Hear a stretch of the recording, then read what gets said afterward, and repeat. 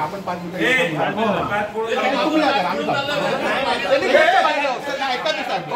ऑफिसच्या बाहेर आले ना सगळं तुमचं आता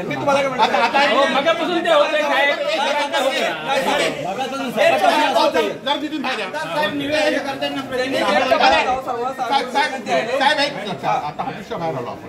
आता तुम्ही लक्षात घ्या, तुम्ही आम्ही जे थांबतो पायरी तुम्ही काय करा, तो स्टेटमेंट आता लिहून घ्या. आता विषयच माहित नाही ना. आम्ही सांगतो ना, मी जे आंदोलन आम्ही सांगतो आम्ही मी बोलतो साहेब, तुमचं म्हणणं ऐकून घेतो, मला काही अडचण नाही. नाही असं करू नका. तुम्ही स्टेटमेंट घेतलं पाहिजे तुमचं. मी तुम्हाला पहिला प्रश्न काय विचारला की तुम्ही ओरसचे आहात का? ओरस पोलीस स्टेशन आहे ना, हे ओरस पोलीस स्टेशन मध्ये येते ना. इथे लक्षात घ्या, तिथल्या स्टाफच्या कर्मचाऱ्यांना विचारून घ्या. 1 तास हे चालू आहे. 1 तास हे चालू आहे की तिथले लोक कोण फॉर्म भरायला येतात, हे 5-6 होते, ते फॉर्म घेतात, अडवतात, तुमचे कागद तपासतात. आता बाकीचे 3-4 जण पळून गेले, 2 जण आपल्याला मिळाले. त्यांचं स्टेटमेंट घ्या की ते कोणावर आलेले होते, त्यांनी कशासाठी इथे आले, कशासाठी आतमध्ये बसले होते, त्यांना कोणी बोलवलं का? संबंधित डिपार्टमेंट आहे ना साहेब, ज्या ठिकाणी आहे त्यांच्याकडे मी जाऊन विचार. तुम्ही असं विचारू मग फोडूया त्यांना.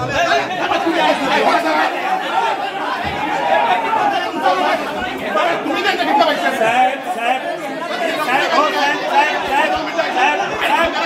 एक मिनिट साहेब, त्यांचं स्टेटमेंट आमच्याकडे घ्या. जिल्हा म्हणून मी काम केलं, शिवाच्या परवानगीच्या बाउन्सरला येता येत नाही. स्टेटमेंट घ्या.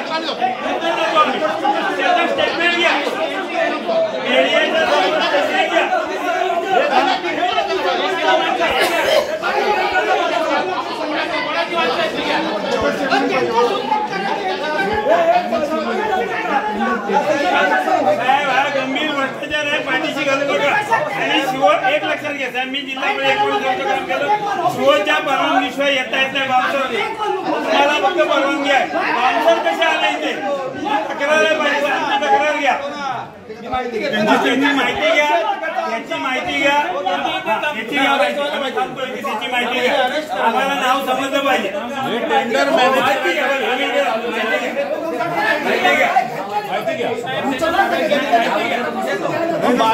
टेंडर मॅनेज करायची काय प्रकार चाललाय?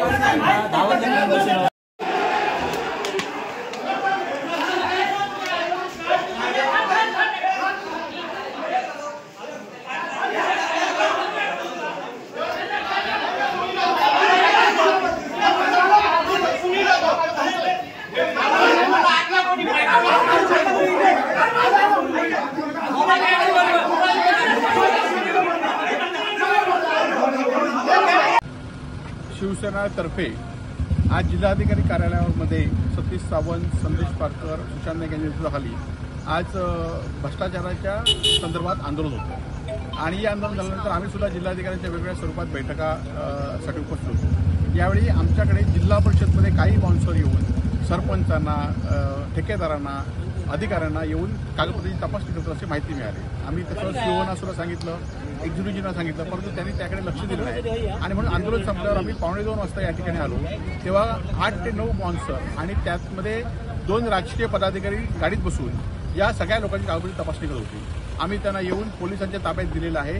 आणि आज मग नंतर लक्षात आलं की 8 कोटीचं एक टेंडर जे दोडामार्ग पंचायत समितीचं आहे ते टेंडर मॅनेज करण्यासाठी सावंतवाडी की दोडामार्ग पंचायत समितीचं ते मॅनेज करण्यासाठी हे अधिकारी या ठिकाणी हे बाउन्सर या ठिकाणी बसलेले आहेत. आणि त्यामुळे खरं तर आज ज्या पद्धतीने सिंधुदुर्ग जिल्हा परिषदमध्ये जिल्ह्यामध्ये अनेक कामं मॅनेज होतात आणि या मॅनेज कामामुळेच अधिकाऱ्यांना दमदाटी केल्यामुळेच आज छत्रपती शिवाजी महाराजांचा पुतळा सुद्धा या भ्रष्टाचारामुळेच पडलेला आहे. आणि त्यामुळे अशा भ्रष्टाचारांमुळेच हे सगळं होत आहे. आणि त्यामुळे जिल्हा प्रशासनाकडे जिल्हा सीओकडे आम्ही भेटून त्यांच्याकडे लेखी तक्रार केली आहे की यांच्यावर कारवाई व्हावी आणि त्या कामाला मुदतवाढ मिळावी अशी आम्ही त्यांच्याकडे लेखी मागणी केली आहे. राजकीय नेते होते त्याच्या सीसीटीव्ही तपासा अशी आम्ही मागणी या ठिकाणी केलेली आहे. लेखी पत्र दिलेलं आहे. सीसीटीव्ही पोलिसांनी तपासल्यावर ते राजकीय नेते कोण होते, त्याचबरोबर हे बाउन्सर कोणी आणलेले, हे सगळं माहिती या ठिकाणी मिळेल. तुम्ही पाहिलात नाही का? आम्ही पाहिलं होत, पण आम्ही पोलीस आरोप करण्यापेक्षा सीसीटीव्हीवर ते आरोप या ठिकाणी होते. समर्थ न्यूज चॅनल यूट्यूबवर सबस्क्राईब करा व बेल आयकॉनवर क्लिक करा आणि रहा अपडेट.